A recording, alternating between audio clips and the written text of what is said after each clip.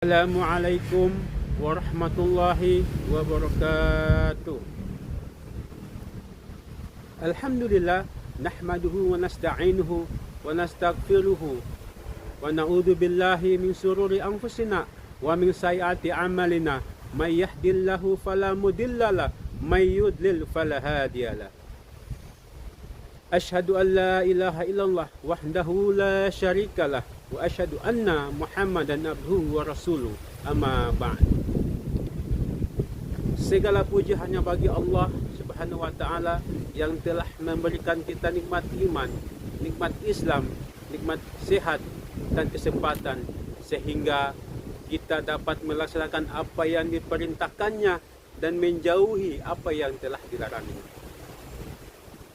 Salawat serta salam atas junjungan Nabi Muhammad SAW sebagai suri tauladan bagi kita umat manusia.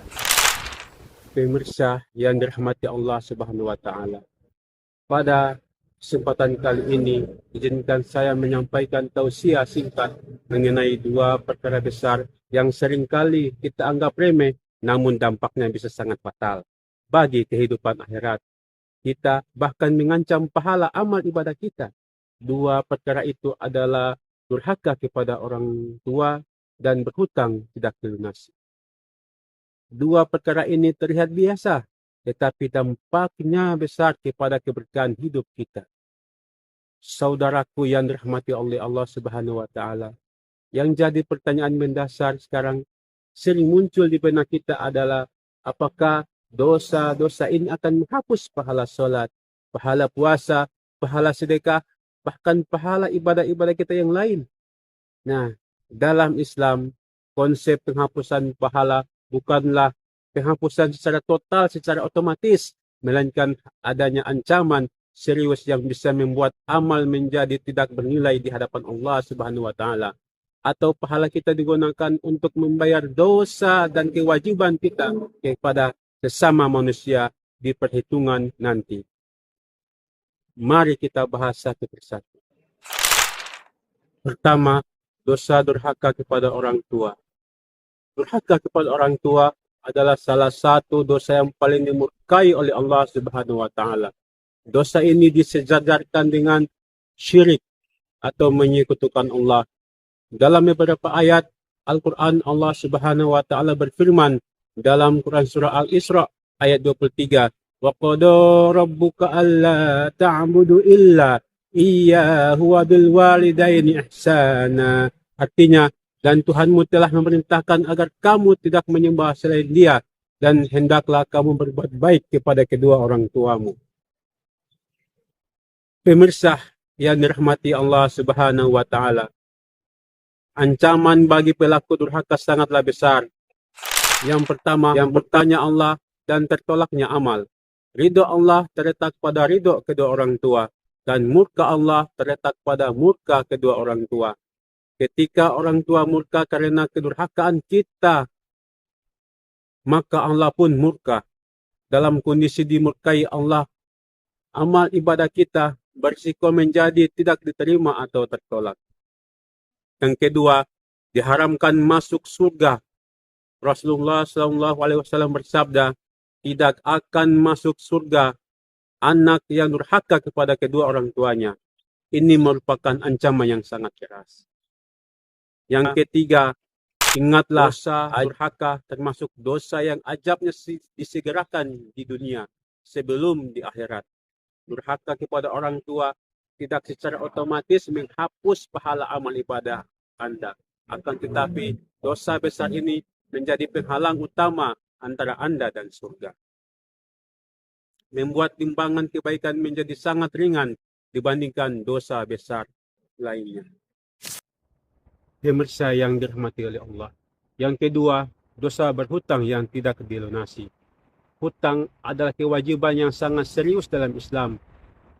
Islam memandang hutang bukan sekedar masalah finansial biasa, akan tetapi perjanjian yang harus dipenuhi.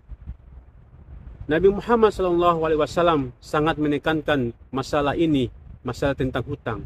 Beliau sering mendoakan jenazah dan jika jenazah tersebut memiliki hutang yang belum terbayar, beliau enggan untuk mensolatinya sampai hutangnya dilunasi oleh ahli waris atau orang lain. Pemirsa yang dirahmati oleh Allah Subhanahu wa taala. Mengapa hutang begitu penting? Yang pertama, dosa yang tidak diampuni adalah dosa hutang. Karena dosa hutang adalah salah satu dosa yang terkait dengan sesama kita manusia, yang tidak akan diampuni oleh Allah Subhanahu wa taala meskipun orang tersebut mati syahid di medan perang, kecuali jika hutang tersebut dilunasi atau dimaafkan oleh pihak yang memberi hutang.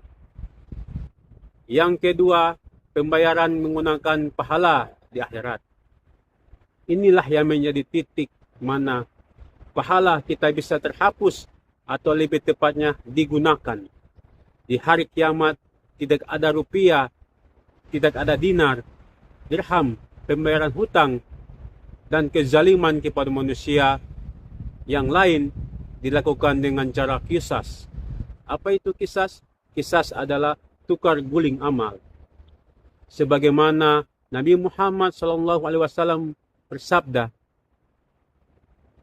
barang siapa yang memiliki kezaliman terhadap saudaranya, baik dalam hal kehormatan atau sesuatu yang lain, maka hendaklah ia meminta maaf kepadanya hari ini sebelum datang hari kiamat, di mana tidak ada lagi dinar dan dirham.